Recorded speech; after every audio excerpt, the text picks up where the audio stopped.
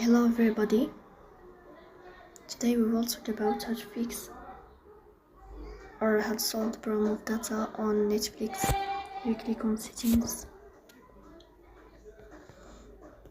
then we click on apps, default apps, app settings, then here you will search about the application of Netflix. In this page of app info, you will click on first stop and you will click OK.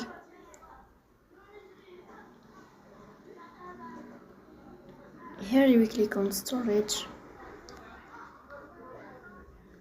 then we click on clear cache. In the end you will turn off your phone and you will restart your phone again, so please don't forget to support us by like and subscribe. See you next time.